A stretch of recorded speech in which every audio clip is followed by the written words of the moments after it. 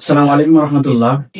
বাড়িতে মা বোনেরা যারা সবসময় রান্না বাড়া করেন, অনেক সময় দেখা যাচ্ছে রান্না বাড়া করতে গিয়ে অনেক সময় গরম পানি, গরম ঝোল অথবা আগুন লেগে সামান্য জায়গা পুড়ে যায়। তখন উপস্থিত টাইমে আপনি কি করবেন? যে জায়গাটা আপনার পুড়ে যাবে বা যে জায়গাটা আক্রান্ত হবে, আপনি সাথে সাথে ওই জায়গাটা যদি আপনার ঘরে যদি নরমাল স্যালাইন থাকে, নরমাল স্যালাইন দিয়ে এই জায়গাটা ১০ থেকে ১৫ মিনিট পর্যন্ত ওয়াশ করবেন। নরমাল স্যালাইন তো স্বাভাবিকভাবে সবার কাছে থাকে না বা সবার ঘরে থাকে না।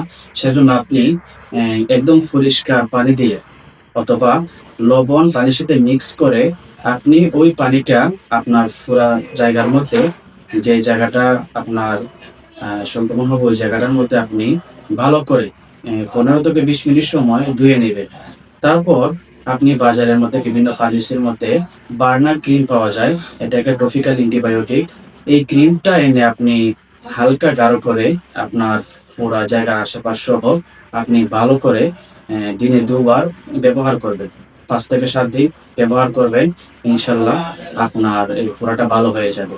যদি আপনার শরীরের বেশি অংশ পড়ে যায়, তাহলে আপনি দেরি না করে যত দ্রুত সম্ভব আপনি হাসপাতালে চলে যাবেন। আর যদি সামান্য পরিমাণে পুড়ে যায়, তাহলে আপনি সেই চিকিৎসা বা সেই নিয়ম অনুযায়ী আপনি ট্রাই করে দেখতে পারেন ইনশাআল্লাহ।